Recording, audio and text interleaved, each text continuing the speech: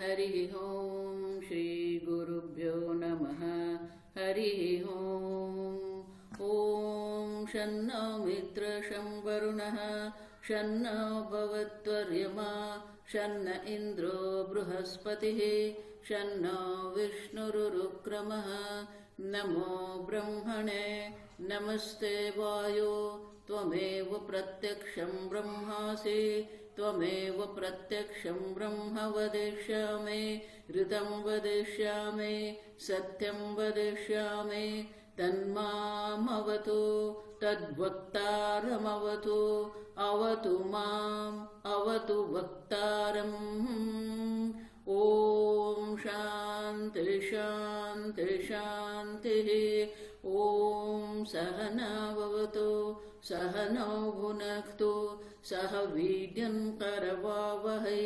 तेजस्विनावधीतमस्तु मा विद्विषावहै ॐ शान्ति शान्ति शान्तिः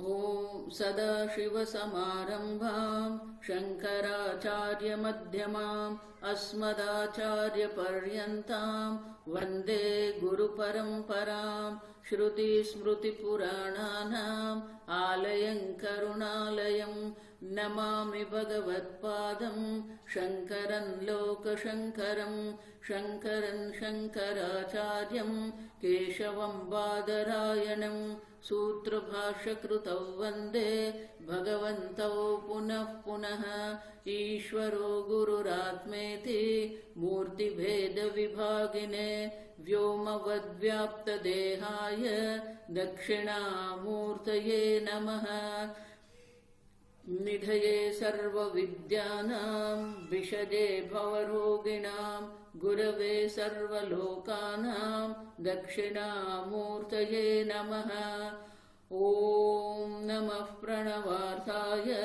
शुद्धज्ञानैकमूर्तये निर्मलाय प्रशान्ताय दक्षिणामूर्तये नमः ॐ नमः श्रीशङ्करानन्द गुरुपादाम्बुजन्मने सविलासमहामोह ग्राहग्रासैककर्मणे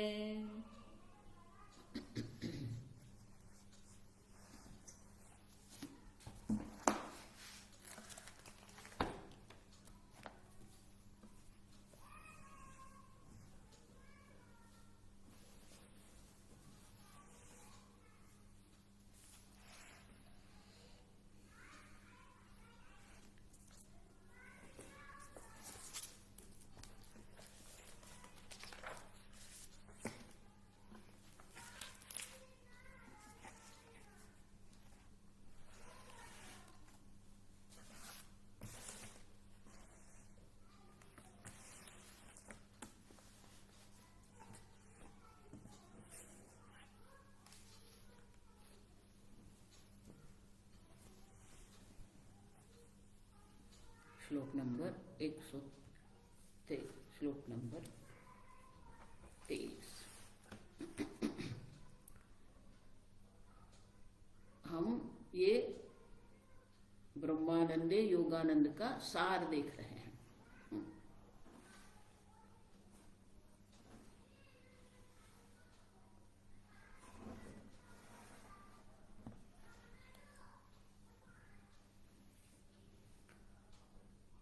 कल हमने देखा मास्तु अद्वैते सुखम किंतु सुखम अद्वैतमेव हि किं मानमिति चेन्नास्ति मानाकांक्षा स्वयं प्रभे। स्वयं प्रभे आप देखो, स्वप्रकाश स्वचैतन्य स्वरूप चैतन्य स्वरूप आप है, तो उनके लिए आपको किसी भी प्रकार के प्रमाण की अपेक्षा नहीं है। मानाकांक्षा स्वयं प्रभे नास्ति, कोई आकांक्षा है ही नहीं। स्वप्रभत्वे भवद्वाक्य मानम यस्मात् भवानिदं द्वैतम अद्वैतम अभ्युपेत अस्मिन् सुखम नास्ति इति भाषते। अब देखो, स्वप्रभत्वे भवद्वाक्य मानम यस्मात् भवान इदम, तो जिस कारण से अब देखो प्रमाण की अपेक्षा है ही नहीं। अब प्रमाण की अपेक्षा है ही नहीं, अब देखो, तो अद्वैत में सुख है, अद्वैतम अभ्युपेत्य अस्मिन् सुखम। आप कह रहे हो कि अद्वैत में सुख है, आप देखो, तो अद्वैत में सुख नहीं है, लेकिन सुख है वो अद्वैत है, आप समझो। क्योंकि आप है, उनके लिए आपको किसी प्रमाण की अपेक्षा नहीं है। और इसलिए कहते हैं कि अगर कोई कहे कि मैं अद्वैत का स्वीकार नहीं करता हूं, अद्वैतम न अभ्युपेतम, अब देखो, लेकिन आपके ही वाक्य में दोष है, आप देखो, तो वो कह रहे हैं वचम गच्छमि इति ते ब्रूहि किमस्माद् द्वैततः। तो बोले कि आप जब अद्वैत कह रहे हो, लेकिन आप जो चर्चा कर रहे हो वो अद्वैत है ही नहीं, द्वैत है, त्रिपुटी है, ज्ञान है, ज्ञाता है, ज्ञेय है। और इसीलिए कहते हैं कि तो हम उनको कहते वच्मि ते चेत तदा ब्रूहि, तो आप बताइए कि मस्मात् द्वैततः, तो द्वैत से आपको क्या सिद्ध करना है? अगर आपको अद्वैत स्वीकार्य नहीं है तो द्वैत से भी आप क्या सिद्ध करना चाहते हो? अब देखो,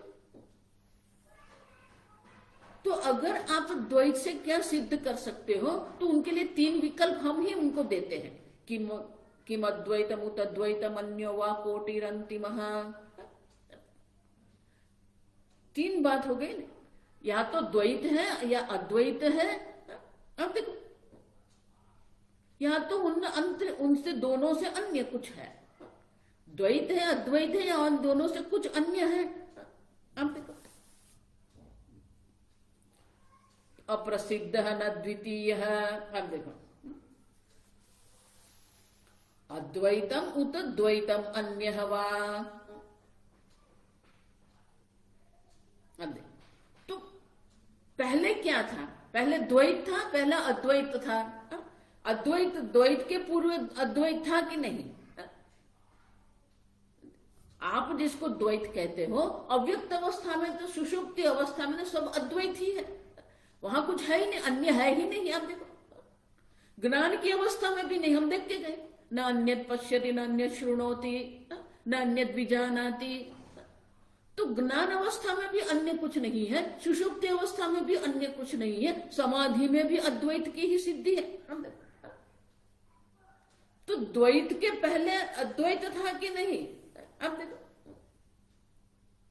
अद्वैत से आप सिद्ध क्या करना चाहते हो, और द्वैत के पहले था क्या? अब देखो, द्वैत के पहले द्वैत था ऐसा कह सकते हो? नहीं कह सकते। और द्वैत के पहले अद्वैत था, अब अगर आप कह रहे हो अप्रसिद्ध न द्वितीय है। अब देखो, द्वितीय, द्वैत के पहले द्वैत था ऐसा तो आप कह नहीं सकते हो, और द्वैत के पहले अद्वैत था अगर आप ऐसे कहते हो, तो फिर आप ही अद्वैत स्वीकार कर रहे हो कि ये द्वैत जो है अभी अद्वैत पहले था। अगर आप कहेंगे तो क्या होगा? अब देखो, तो द्वैत के पहले द्वैत नहीं था, तो फिर द्वैत के पहले अद्वैत था, आपको स्वीकारना पड़ेगा। तो अद्वैत था तो द्वैत कैसे आया, प्रश्न ही हो जाएगा। अब देखो, तो अद्वैत जो है अप्रसिद्ध, सबको तो द्वैत की सिद्धि होती है, सबको द्वैत का अनुभव हो रहा है, और इसलिए अद्वैत है कि नहीं? अब देखो, तो बोले कि अद्वैत की सिद्धि जो है, अद्वैत सिद्धि ही युक्त्या एवं अनुभूत्या इति चेद। अगर आप अद्वैत की सिद्धि कर रहे हो, तो अद्वैत की जो सिद्धि आप कर रहे हो, लेकिन अनुभव से तो क्या है, न अनुभूत्या इति चेद। भले आप तर्क से मुझे समझा रहे हो कि अद्वैत है, लेकिन द्वैत जो है, अब सब अनुभव तो सबका द्वैत का ही है, सबको जो अनुभव हो रहा है वो अनुभव तो अद्वैत का है ही नहीं, द्वैत का अनुभव है। निर्दष्टांता सदष्टांता वा कोटि अंतरमत्र। और अगर आप कहते हो कि युक्ति से है, तो वो जो युक्ति जो है वो सदृष्टांत है कि अदृष्टांत है? अब देखो, या तो फिर अन्य कुछ प्रकार से कोटिरंतरम। तो बोले कि हम जो अद्वैत की सिद्धि कर रहे हैं वो सदृष्टांत है। आप देखो, न अनुभूति न दृष्टांत इति युक्ति ही तु शोभते न। आप देखो, अनुभूति भी नहीं है, युक्ति भी नहीं है अगर आप कहते हो तो ये तो आपकी युक्ति बहुत प्रशंसनीय है। अब क्यों? दृष्टांत पक्षे तु दृष्टान्तम वद मे मत। अगर आप कहते हो कि सदृष्टांत है तो वो कह रहा है कि आप मुझे दृष्टांत दर्शाइए। अद्वैत के लिए दृष्टांत क्या है? तो कहते हैं अद्वैत प्रलय द्वैत अनुलंबेन सुप्तिवत। जिस प्रकार से सुषुप्ति में हमें किसी भी प्रकार के द्वैत की अनुभूति नहीं होती है, उसी प्रकार से प्रलय में भी कोई अद्वैत नहीं है। अब देखो, इति चेत सुप्ति ही अद्वैते तत्र दृष्टान्तमीरिय। तो सुषुप्ति में अद्वैत था, उनके लिए आपके लिए कोई दृष्टांत है क्या?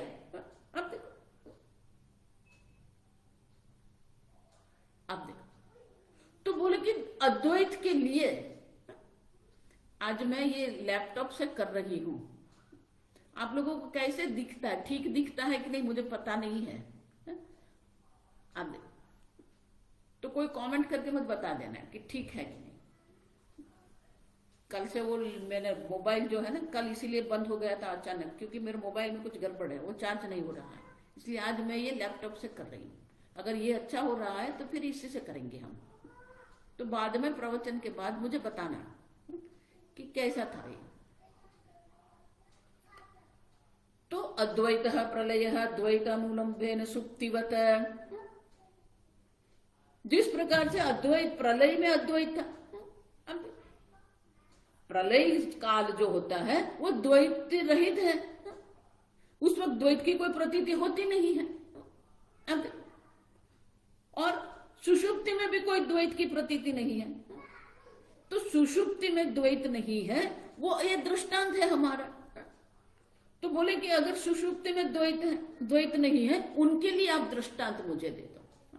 देखो, इसको कहते हैं हमें हमारी कोई युक्ति नहीं देना है, आप समझना ठीक से। उनकी ही युक्ति या उनके ही तर्क को हमें आगे बढ़ाना है। अब वो हमें क्या कह रहा है कि सुषुप्ति में अद्वैत है, उनके लिए आप दृष्टांत दे दो। अब पकड़ गया वो, क्यों? क्योंकि उनका ही अनुभव है। दृष्टांत पर सुप्ति ही चेद देह दे कौशलम महत। ये तो आपका बहुत महान कौशल्य है। क्यों? कि अन्य के अनुभव की क्यों बात कर रहे? आप अपने ही अनुभव में देखो, आपकी सुषुप्ति में आपको क्या अनुभव हो रहा है। अब देखो, पहले उसने कहा ना कि युक्ति से आप अद्वैत सिद्ध कर रहे हो, अनुभूत्या नव अनुभूत्या इति। तो हमने कहा कि आपका ही अनुभव है।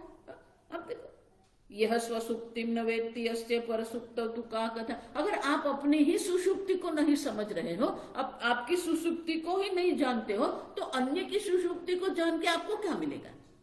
अब देखो, अब समझो, वेदांत आपके अनुभव से अन्य नहीं है, वेदांत आपके अनुभव से ऊपर करने की बात नहीं है, आपके ही अनुभव का विश्लेषण है। सुषुप्ति में आपको ही अद्वैत की अनुभूति होती है और वही अनुभव की बात हम कर रहे हैं। और आप कह रहे हो कि अद्वैत की अनुभूति नहीं होती है, और आप कह रहे हो कि सुषुप्ति में जो अद्वैत है उनके लिए आप हमें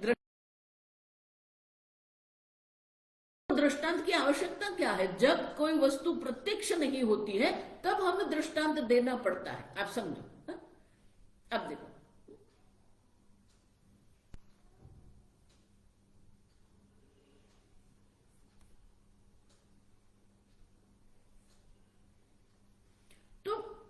सुषुप्ति में अद्वैत की अनुभूति सबके लिए है। अगर आप अपने सुषुप्ति को समझ नहीं रहे, स्वसुषुप्ति न वेत्ति, तो अन्य की सुषुप्ति को आप कैसे समझेंगे? अब देखो, आपकी सुषुप्ति ही सिद्ध करती है कि आप एक अद्वितीय है। और वहां पर ब्रह्मानंद सुख, जो परम सुख की अनुभूति जो है, वो भी आपका अनुभव है। अनंत सुख की अनुभूति सुषुप्ति में आपको ही होती है।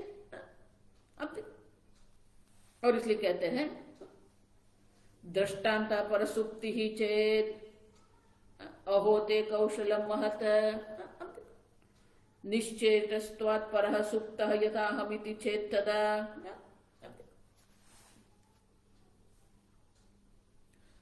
कि जिस प्रकार से कोई सो जाता है तो मैं देखता हूं कि वो कुछ को निश्चेष्टा है, कोई चेष्टा नहीं कर रहा है। अब देखो, तो वो कुछ चेष्टा नहीं कर रहा है और वो शांति से सो रहा है। निश्चेष्टत्वात् सुक्ति यथा हमिति चेत उदाहर्तुः सुषुप्तेः स्वप्रभत्वं बलात् भवेत्। तो हम उसको कहते हैं कि आप ही तो सिद्ध कर रहे हो ना अद्वैत को, हम अद्वैत को सिद्ध नहीं कर रहे हैं। आप समझो, अद्वैत की सिद्धि आप स्वयं कर रहे हो और इसलिए हम कहते हैं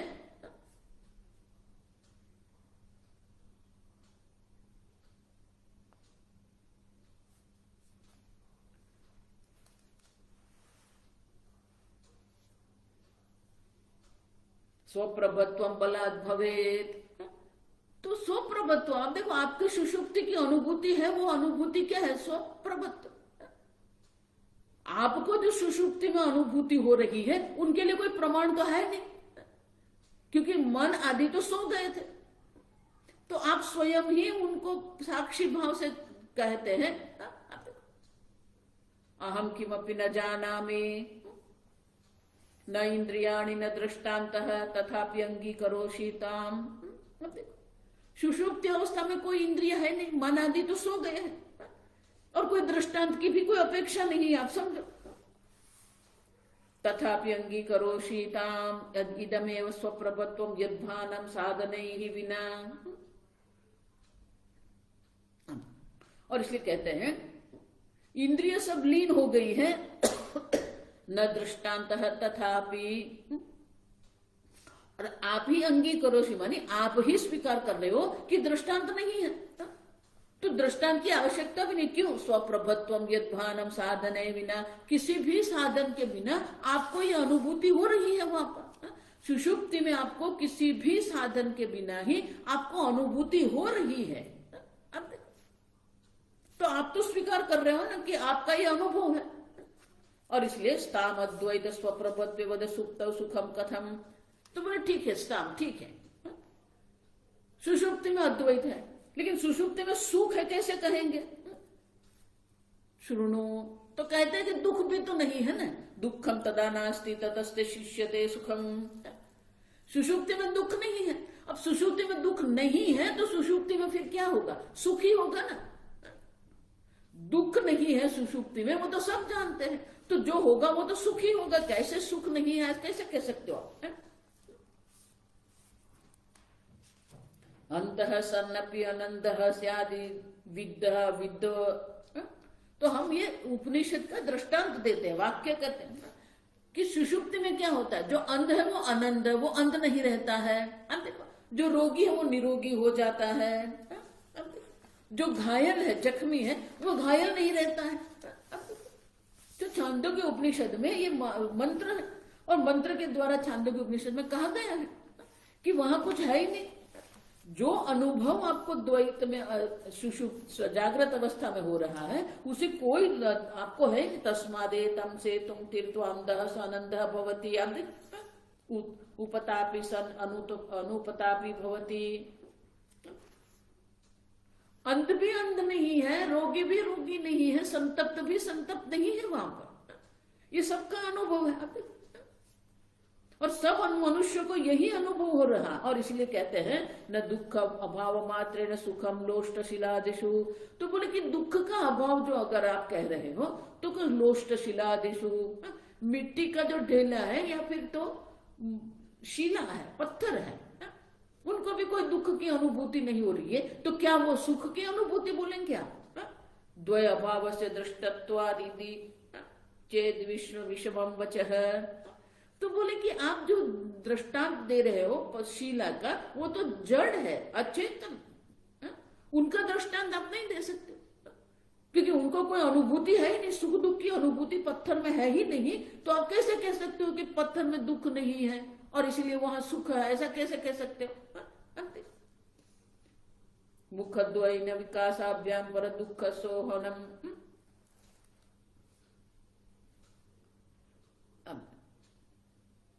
तो बोले कि जिस प्रकार से किसी को हर्ष और शोक की अनुभूति जब होती है तब क्या होता है? मुख दैन्य, दुख की अनुभूति है तो उसके मुख पर वो दुख के भाव होते, दैन्य दीनता का भाव होता है उनके मन में, उनके मुख पर वो दिखता है। और जब हर्ष होता है तो उनका मन मुख पर वो हर्ष की भी अनुभूति हम देख सकते हैं।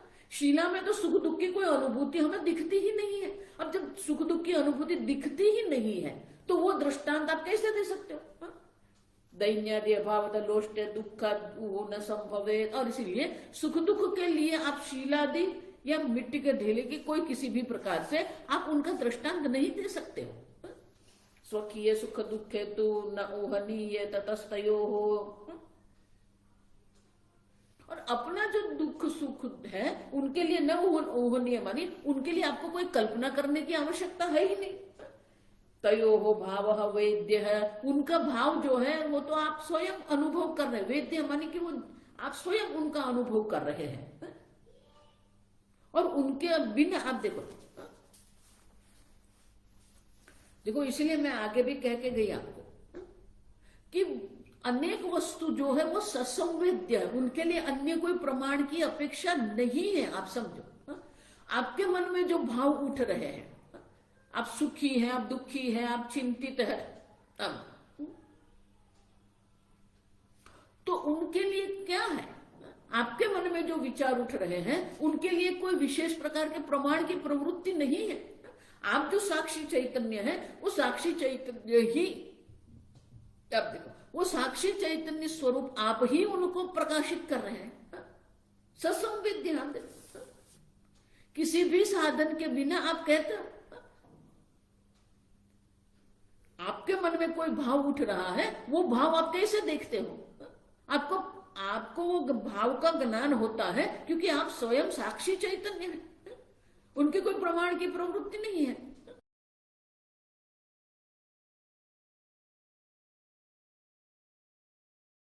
मन में जो हो रहा है उनके लिए तो प्रमाण कौन है? आप साक्षी चैतन्य हैं। आप सब, और इसलिए कहते हैं कि अन्य कोई दृष्टांत की भी अपेक्षा नहीं है, अन्य कोई अनुभव की भी हमें अपेक्षा नहीं है। और इसीलिए हम उनका ये जो हमारी जो ये चर्चा है उनका हम उपसंहार करते हैं। तथा सती स्वसुप्त दुख भाव अनुभूतितः विरोधी दुख राहित्या सुखम निर्विघ्नमिष्यता। सीधी बात है ना, स्वसुप्त अपनी सुषुप्ति अवस्था में दुख अभाव है, दुख का अभाव है, अनुभव, ये सबका अनुभव है।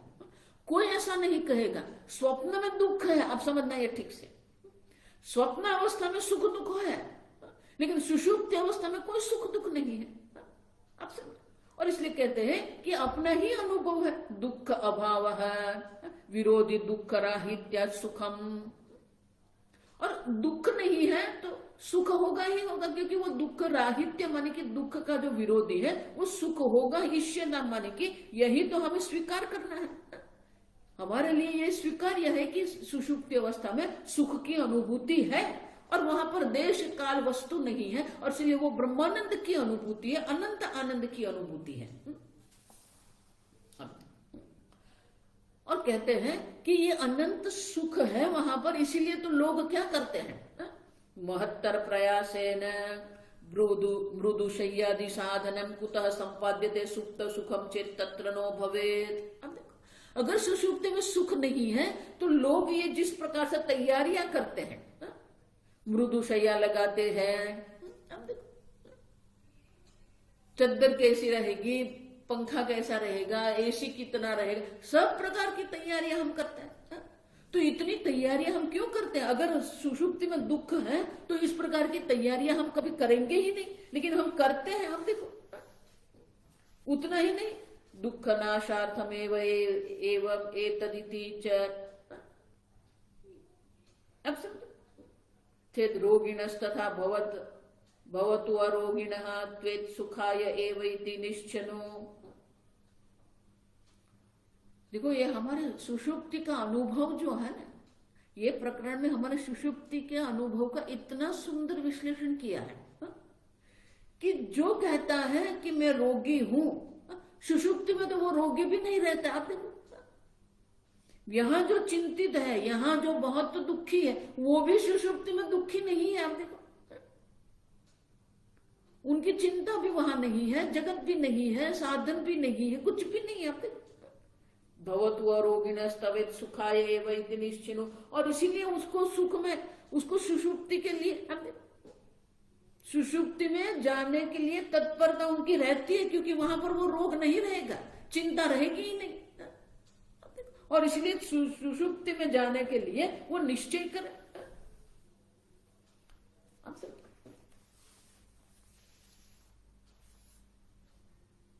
और इसीलिए निश्चिनु माने कि आप निश्चय करो।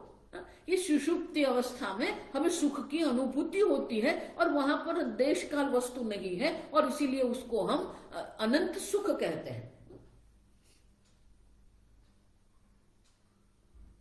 तो बोले कि आपने कह दिया ना कि ये सुषुप्ति के लिए तो हम लोग इतनी तैयारियां करते हैं, मृदुशय्या आदि लगाते हैं, पंखा एसी इतना ही रहेगा, तो फिर ये विषय जन्य हो गया, क्योंकि ये सब हम तैयारियां करते हैं। तरही साधन जन्यता सुखम वैषयिकम भवेत भवेत भवतु एव अत्र निद्रा पूर्वम।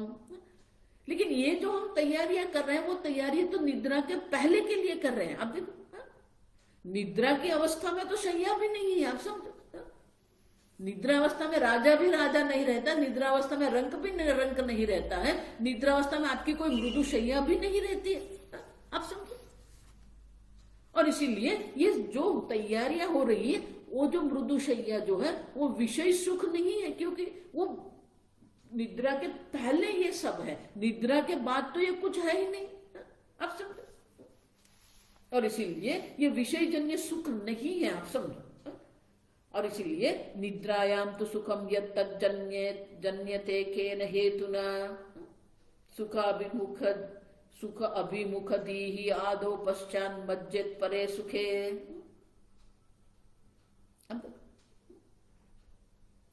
तो निद्रा अवस्था में जो हमें सुख की अनुभूति होती है ना, तो अगर आप कहते हो कि विषय सुख ही है निद्रा अवस्था में जो सुख की अनुभूति है, तो आप हमें बताइए किस साधन से वो उत्पन्न हुआ है। अब देखो, जन्यते केन हेतुना, किस कारण से वो सुख की उत्पत्ति हुई है? अब देखो, कोई कारण से सुख की उत्पत्ति नहीं हुई है, आप समझो। और सब लोग सुख मुख दी ही आदो पश्चात मज्जित परे सुखे, सुषुप्ति के सुख की अनुभूति के लिए वो तत्पर रहते हैं। अभिमुख दी ही माने कि उनकी बुद्धि उसकी ओर जा रही है, और एक बार सुषुप्ति अवस्था प्राप्त कर ली, मज्जित परे सुखे, फिर वही वो जो पर अनंत सुख है उसी में वो मग्न रहता है। एक बार सुषुप्ति अवस्था प्राप्त हो गई, फिर वो अनंत सुख में ही निमग्न रहता है।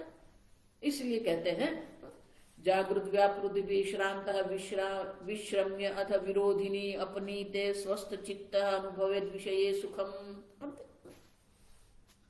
जिस प्रकार से जागृत अवस्था में अनेक प्रकार का व्यापार जब हम करते हैं, और व्यापार से जब श्रांत व्यक्ति थक जाता है, तो वो विश्राम के लिए क्या करता है? वो विश्राम्य अथ विरोधिनी अपनीते।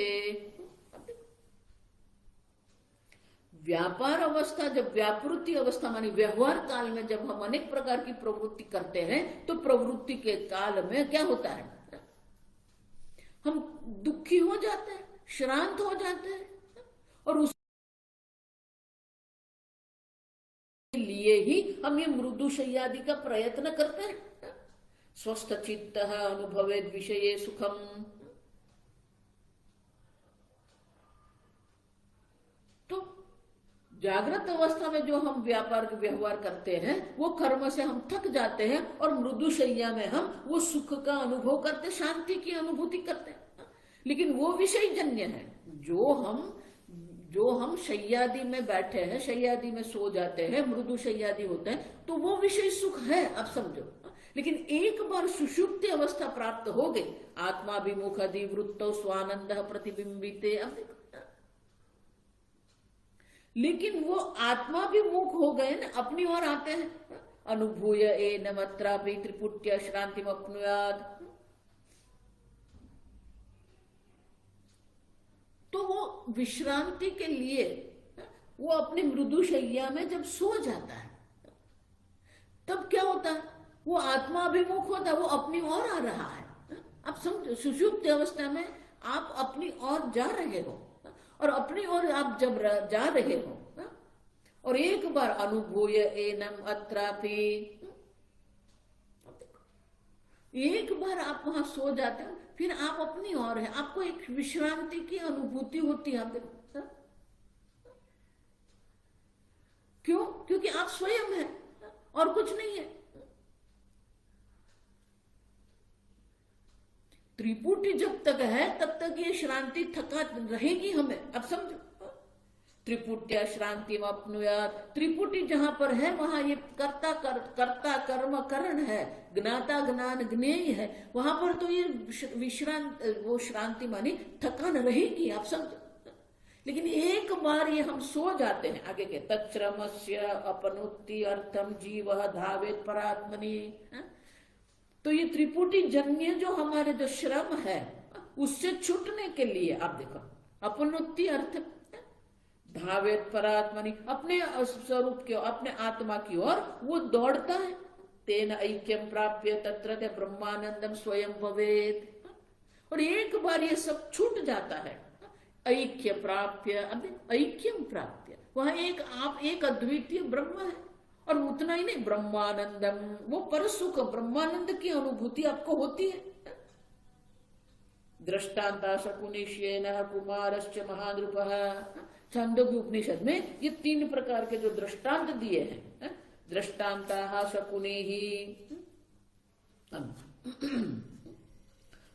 सुप्ति आनंदे श्रुति रीता, श्रुति के द्वारा इस प्रकार का वर्णन है कि सुषुप्ति अवस्था में जो आनंद हमें होता है, तो बोले कि शकुनी नाम का जो पक्षी है, अब समझो दृष्टांत हम देख के गए कि शकुनी जो है, आगे के वो स्वयं दर्शाते हैं आगे के श्लोक में, शकुनी है, बाज पक्षी है, श्येनः कुमारश्च, कुमार माने बालक, महानृपः महाराजा, ये सब जो है ये सब का दृष्टांत देके श्रुति माता स्वयं हमें दृष्टांत बताते हैं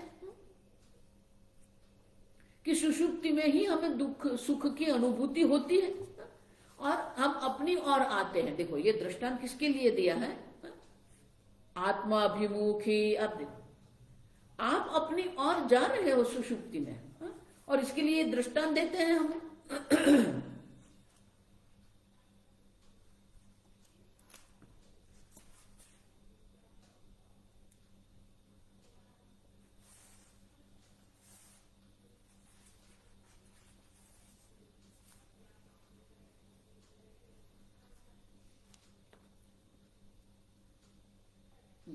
तो ये 5 दृष्टांत है। अब देखो, एक शकुनी पक्षी है, एक बाज पक्षी है, एक कुमार है। अब देखो, महानृपः माने महाराजा है, चक्रवर्ती महाराजा है, और महाब्राह्मण है। ये 5 के दृष्टांत के द्वारा हमें दर्शाते हैं कि सुषुप्ति में आनंद है, इसलिए हम अपनी ओर जाते हैं। आप समझो, ये जो वाक्य हमने आगे कहा ना,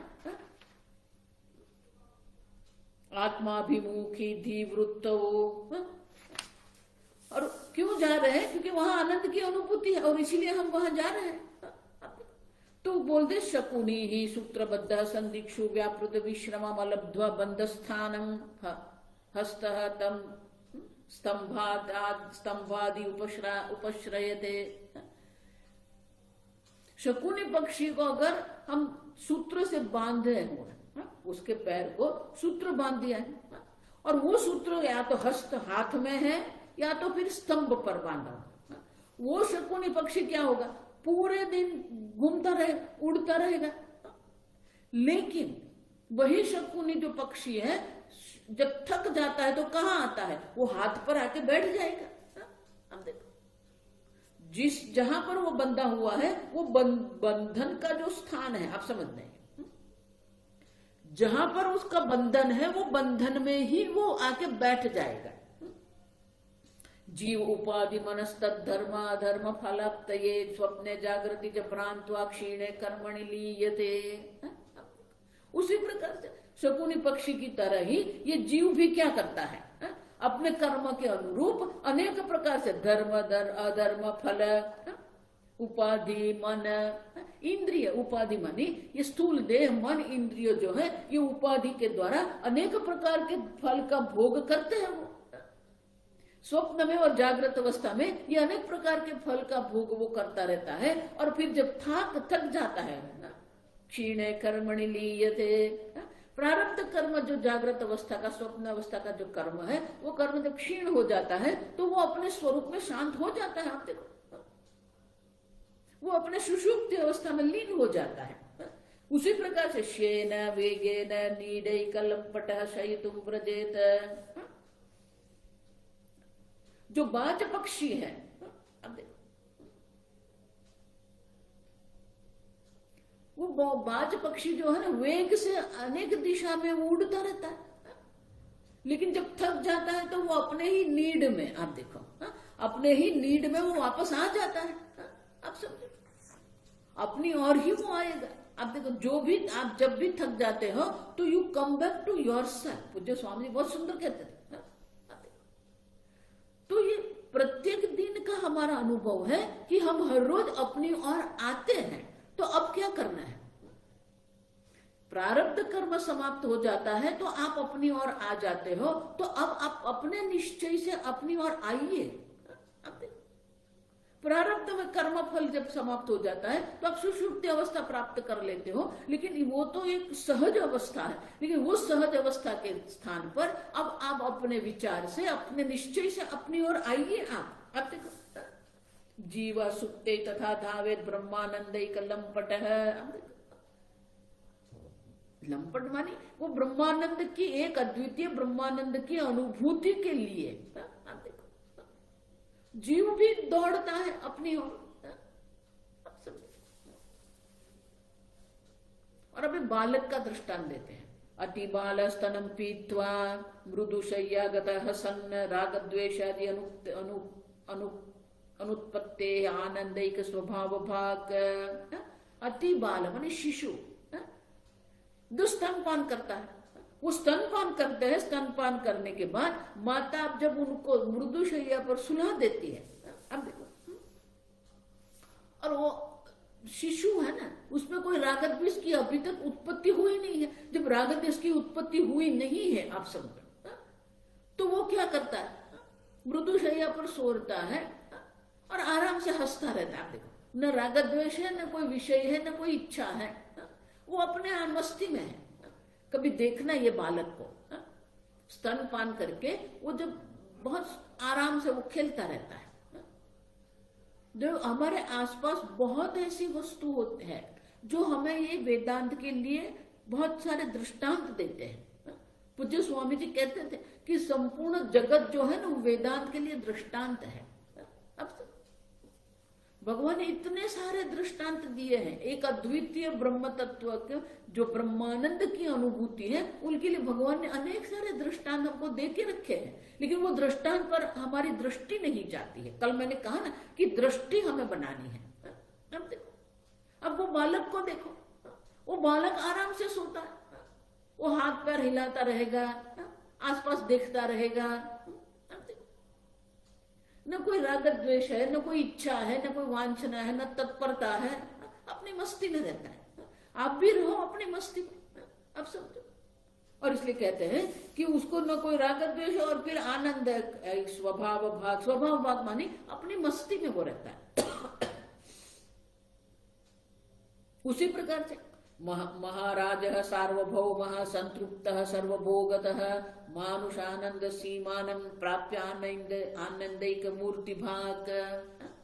अब बालक ये है जिसके व्यक्तित्व की अभिव्यक्ति अभी नहीं हुई है। बालक की व्यक्तित्व की अभिव्यक्ति नहीं हुई है, राग द्वेष अभी प्रकट हुए नहीं है, और इसलिए वो अपने मस्ती में रहते हैं। उसी प्रकार से जिसको सब प्रकार के भोग उपलब्ध हुए, महाराज जो चक्रवर्ती महाराजा है, सम्राट जो है, सार्वभौम संतृप्त सर्वभोगतः, उनको सब प्रकार के भोग उपलब्ध होते हैं और सब प्रकार के भोग से वो संतृप्त है। और इसके लिए क्या हुआ? मानुष आनंद, वो मनुष्य का जो आनंद, जो लौकिक भोग जो है, सीमानं प्राप्य, मानुष जो भोग है वो सब उनकी सीमा माने की सब प्रकार से उनके प्राप्त कर लिया है। आनंदई का मूर्ति भाग, वो मस्ती में रहता है, क्योंकि सब प्रकार के भोग उनको उपलब्ध हो गए हैं, सब प्रकार के भोग उन्हें कर लिए है, वो तृप्त है। आप देखो, तो वो तृप्ति जो मानुष्य भोग की जो तृप्ति है वो हम देख सकते हैं। आप समझो,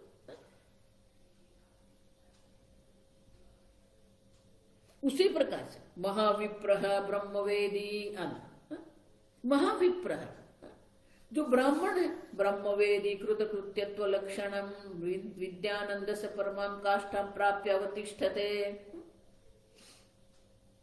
महाब्राह्मण मानी कि जो ब्रह्मज्ञानी है, जो ब्रह्मज्ञानी है वो ब्रह्मज्ञानी के लिए भी क्या है, आप देखो, कृतकृत्यता लक्षण, उनको तो कृत सब कर्म हो गए उनके लिए।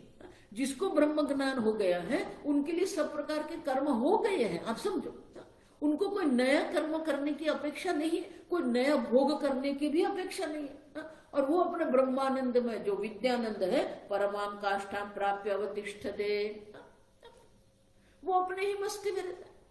आत्मन्येव आत्मना तुष्ट है, तो महाब्राह्मण मानी कि जो ब्रह्म ज्ञानी है। और इसलिए कहते हैं कि मुग्ध बुद्धाति बुद्धा नाम लोके सिद्धा सुखात्मता उदाहृता नाम अन्ये तो दुखिनो न सुखात्मका। तो बोले कि ऊपर ये तीन जो दृष्टांत दिए ना हमें, मुग्ध, मुग्ध माने बालक, बुद्ध माने कि महाराजा है, चक्रवर्ती महाराजा है, और अति बुद्धा नाम माने ब्रह्मवेत्ता है, ब्रह्मज्ञानी है। ये तीनों जो दृष्टांत हमने दिए हैं ना, लोके सिद्धा सुखात्मता, ये तीनों में सुख की अनुभूति हम देख सकते हैं, तीनों में ये सुख की अनुभूति हमें देखने को मिलती है। आप समझो,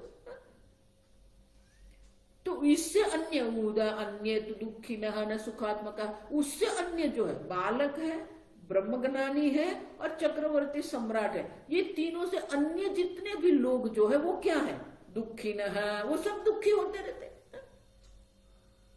उनमें कोई सुख की अनुभूति ही नहीं है। आप समझो, जन्म दुख, जाया दुख, जरा दुख, पुनः पुनः, ये जगत दुखी है।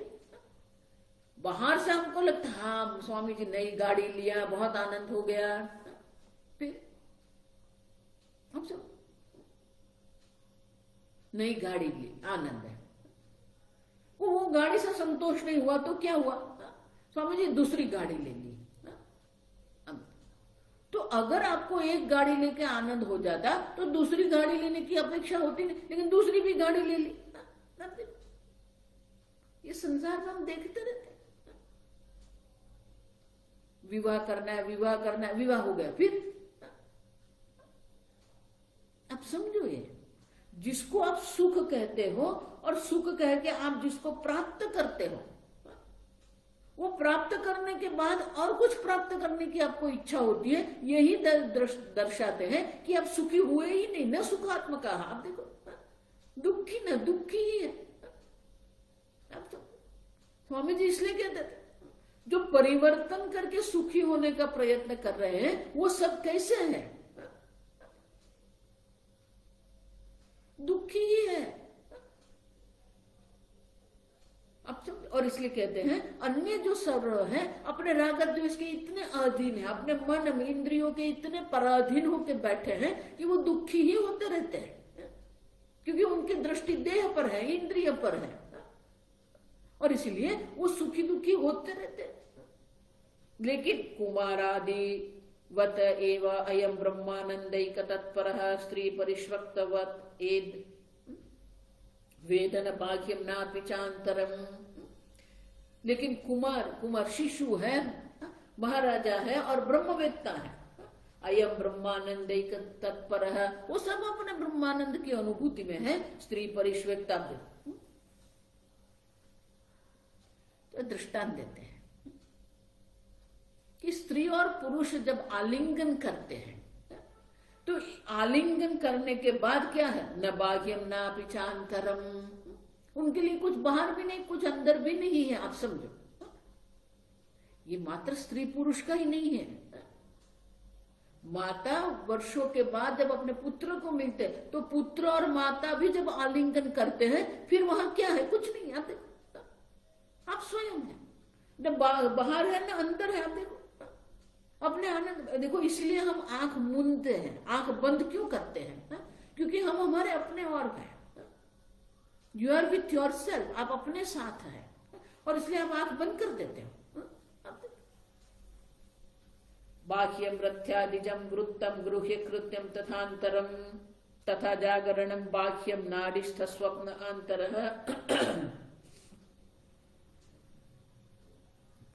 तो बोले ये बाह्य अंदर क्यों कहते हो आप? तो बोले कि आप घर में बैठे हैं तो घर में जो है वो अंदर कहलाता है और राजमार्ग जो है वो बाह्य कहलाता है। आप देखो ये हमारी सामान्य समझ है ना कि बाहर रास्ता पर है तो वो बाहर कहेंगे, घर में होगा उसको हम अंदर कहेंगे। ये हमारी सामान्य समझ है। गृह कृत्यम यथांतरम तथा जागरणम बाह्यम, उसी प्रकार जो जागृत अवस्था है वो बाह्य है। आप देखो और जो स्वप्न अवस्था है नाड़ी स्थः स्वप्न। आप देखो हिता नाम की जो नाड़ी है हमारे मस्तिष्क में, वहां पर हम स्वप्न अवस्था का अनुभव करते हैं। अब देखो और इसलिए कहते हैं कि इस प्रकार से हम स्वप्न अवस्था का अनुभव करते हैं, वो अंदर करते हैं। जागृत अवस्था का अनुभव है जो वो बाह्य है। तो बोले सुषुप्ति क्या है? तो सुषुप्ति अवस्था में जो ब्रह्मानंद की अनुभूति है वहां क्या होता है? पिता सुप्तो अपीता इत्यादि जीवत्व वारणात्।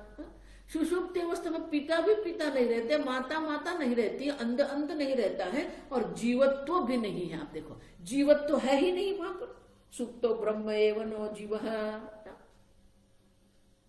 सुषुप्ति अवस्था में ब्रह्मानंद मात्र है, जीव है ही नहीं। आप देखो आपका जीव भाव भी वहां पर शांत हो जाता है। एक बार आपका जीव भाव शांत हो गया, संसारित्व समीक्षणात्, वो संसारित्व है ही नहीं। आप देखो सुषुप्ति अवस्था में न संसार है, न संसारित्व है, न जीव है, न जीवत्व है, एक ब्रह्मानंद मात्र है। आप देखो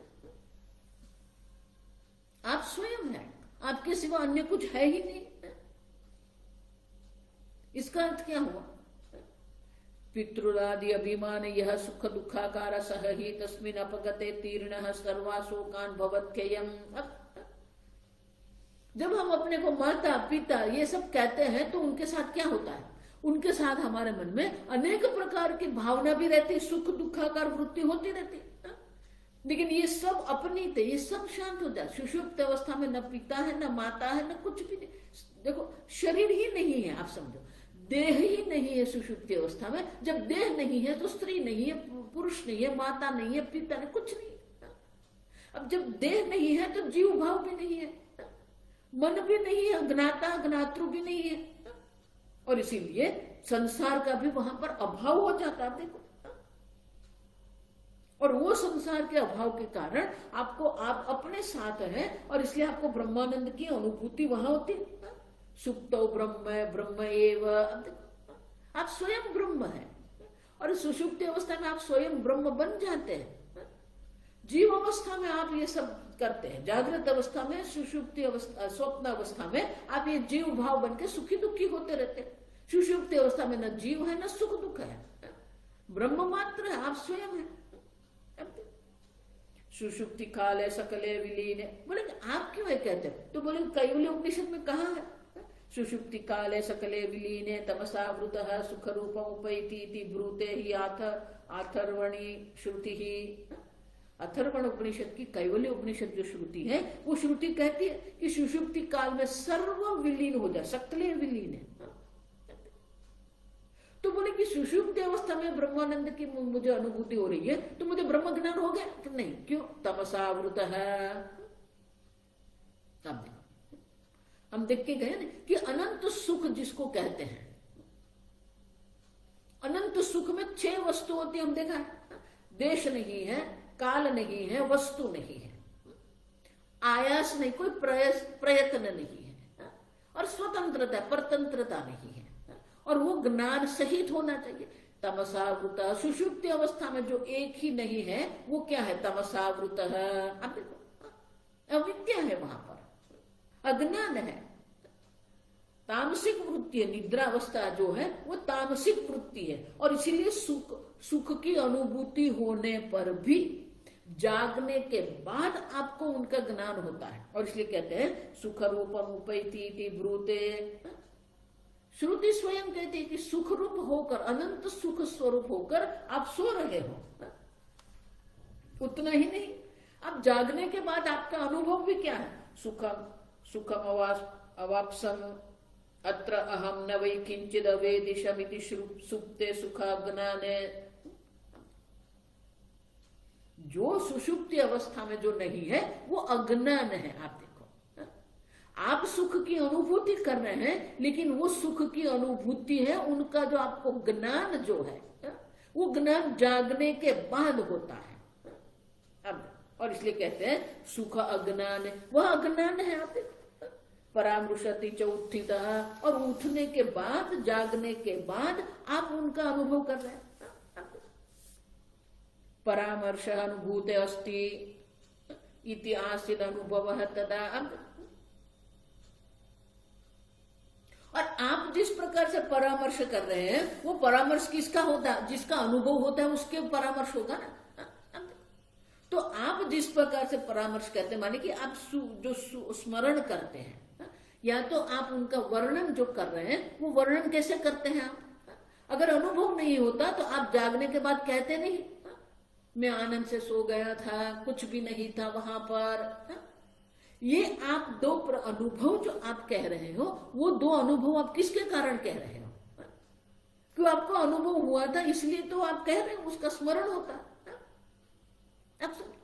तो सुषुप्ति अवस्था में ब्रह्मानंद की अनुभूति है, लेकिन वह सुख हूं, मैं सुखी हूं, मैं सुख का अनुभव कर रहा हूं, वो अज्ञान है। वो ज्ञान जो है आपको जागने के बाद होता है। और जागने के बाद आप जो अनुभव का परामर्श स्मरण कर रहे हो, तो स्मृति, आप देखो स्मृति किसको कहते हैं? अनुभव पूर्व का स्मृति। स्मृति किसको कहते हैं? जो अनुभव पूर्वक होती है। अनुभव नहीं हुआ है तो स्मृति नहीं होती। तो आपको ये स्मरण है कि सुख में, सुषुप्ति अवस्था में आपने किस प्रकार से अनुभूति की है। और इसलिए कहते हैं एक ही बात है सुषुप्ति अवस्था में कि वहां अज्ञान है, और इसीलिए वह ब्रह्म ज्ञान आपको नहीं होता है। वहां आपको ये ज्ञान नहीं होता है कि मैं ब्रह्मानंद स्वरूप हूं। और इसीलिए आगे कहते हैं ब्रह्म विज्ञानमानंदम इति वाजसनेयिनः पठन्ति अतः स्वप्रकाशम सुखम ब्रह्म एव न इतरतः। बोले कि वाजसनेय माने कि बृहदारण्यक बृहदारण्यक में भी कहा है विज्ञानमानंदम ब्रह्म। ये ब्रह्म जो है वो विज्ञान है, आनंद स्वरूप है, ज्ञान स्वरूप है। आप समझो। और इसीलिए ये ब्रह्म सुख जो स्वप्रकाश है, उनके लिए कोई प्रमाण की, मन की, बुद्धि की, पद की, सत्ता की आवश्यकता नहीं है। आप स्वयं ब्रह्मानंद स्वरूप है, और वो ब्रह्मानंद स्वरूप की अनुभूति आपको सुषुप्ति में होती है। लेकिन जागृत अवस्था में आके आपको ये ज्ञान होता है कि मुझे ये अनंत सुख की अनुभूति हुई थी। और इसीलिए ये ब्रह्म सुख जो है वो स्वप्रकाश है, उनके कोई प्रमाण की अपेक्षा हमें नहीं है। यदि अज्ञानम तत्र लीनौ तो विज्ञान मनोमयो तयो ही। क्यों बोले आप अज्ञान क्यों कहते हो? आप समझो, अज्ञान इसलिए कहते हैं कि मनोमय जो है वो प्रमाण है, विज्ञानमय जो ज्ञाता है वो दोनों वहां है ही नहीं। अब देखो वो दोनों लीन हो गए हैं। तयो ही विलय अवस्था निद्रा ज्ञानम च सा एव ही। और इसलिए निद्रा अवस्था में अज्ञान है। अब समझो, क्योंकि प्रमाण प्रवृत्ति जो है मन आदि अंतःकरण जो वो नहीं है, और ज्ञाता जो विज्ञानमय ज्ञाता है वो विज्ञानमय ज्ञाता भी वहां पर नहीं है, और इसलिए वो अज्ञान है वहां पर। विलीन घृतवत पश्चात स्याद विज्ञानमय गणः। अगर घी जो होता है उनको आप गर्म करते हैं तो गर्मी से वो पिघल जाता है। आप देखो, लेकिन उस जब उनको छोड़ देते हैं तो क्या होता है? वो स्वयं अपने आप में घनता प्राप्त कर लेता है। अब देखो ये दृष्टांत बहुत सुंदर है। तो सुषुप्ति अवस्था में दो है ना, सुख की अनुभूति भी है और अज्ञान भी है, दोनों है। आप समझो। और इसलिए कहते हैं जिस प्रकार से पिघला हुआ जो घी होता है ना, वो पश्चात अपने आप में वो घन अवस्था प्राप्त कर लेता है। उसी प्रकार से विलीन अवस्था आनंदमय शब्देन कथ्यते। उसी प्रकार से जब सुषुप्ति अवस्था हम प्राप्त करते हैं, निद्रा अवस्था में क्या होता है, जागृत अवस्था स्वप्न अवस्था के कोई संस्कार वहां नहीं रहते हैं, प्रमाण नहीं है, ज्ञाता नहीं है, और इसलिए क्या होता है, आनंदमय में आप रहते हैं, आनंदमय है। फिर वो वापस आप जाग जाते हो तो वो जागृत अवस्था आपको प्राप्त हो जाती है। तो जागने के बाद ये सब शुरू हो जाता है। सुप्ति पूर्व क्षण बुद्धि वृत्तिरिया सुख बिंबिता, उतना ही नहीं, आप देखो सुप्ति पूर्व लक्षण बुद्धि, आप जब सो जाते हो ना, तो सोने सुषुप्ति अवस्था की अगले क्षण में भी जो वो वृत्ति है ना बुद्धि की, सुख बिंबिता वृत्तिया स्वाएव तद्बिंब सहिता लीना आनंदमय ततः। अब देखो ये सब आपका अनुभव है, ये सब विश्लेषण जो हो रहा है सब आपके अनुभव का ही विश्लेषण हो रहा है। आप समझो ठीक से, आपके अनुभव का विश्लेषण हो रहा है। तो आप देखिए, आप आज रात को जब सो जाते हैं तो आप स्वयं देखो ये कि जब सुषुप्ति अवस्था के अगले क्षण में एक आनंद की अनुभूति रहती है, वही अनुभूति फिर वो आनंदमय रूप में सुषुप्ति अवस्था में रहती है। वो एक अद्वितीय सुख की अनुभूति आप देखो। और वो जो बुद्धि वृत्ति में जो प्रतिबिंबित है ना, सब शांत हो गया है। बुद्धि में वो आनंदमय जो है वो प्रतिबिंबित होता है, फिर वो प्रतिबिंब रहता है। हम इसलिए कहते हैं अंतर्मुख हो या आनंदमय ब्रह्म सुखम तदा। अंतर्मुख हुआ जो विज्ञानमय कोश जो है, उसी को ही हम आनंदमय कोश कहते हैं। आप देखो, और वो आनंदमय कोश जो सुषुप्ति अवस्था जो है, भूमते चिद बिंब युक्ता भी अज्ञान उत्पन्न वृत्ति भी, वो जो आनंदमय जो प्रतिबिंबित हुआ है वो प्रतिबिंबित है, लेकिन वहां पर क्या है, अज्ञान है। आप देखो, तो अज्ञान वहां पर होने के कारण वहां आपको सुषुप्ति अवस्था में आपको ये ज्ञान नहीं होता है कि मुझे ये ब्रह्मानंद की अनुभूति हो रही है। जागने के बाद आप कहते हो आप सब, और इसीलिए ये चिद्बिंब जो है, प्रतिबिंबित वृत्ति जो है वो वहां रहती है, वो आनंदमय है। फिर वो विज्ञानमय भी नहीं रहेगा, मनोमय भी नहीं रहेगा, लेकिन वो प्रतिबिंबित वृत्ति वहां रहेगी, और वो प्रतिबिंबित वृत्ति से ही आप आनंद की अनुभूति करते रहते हो। और इसलिए हम कहते हैं कि अज्ञान के कारण सुषुप्ति अवस्था में मैं ब्रह्मानंद की अनुभूति कर रहा हूं, मैं स्वयं ब्रह्मानंद स्वरूप हूं, ये ज्ञान वहां नहीं होता है, क्योंकि वहां अविद्या है। आगे हम कल देखेंगे।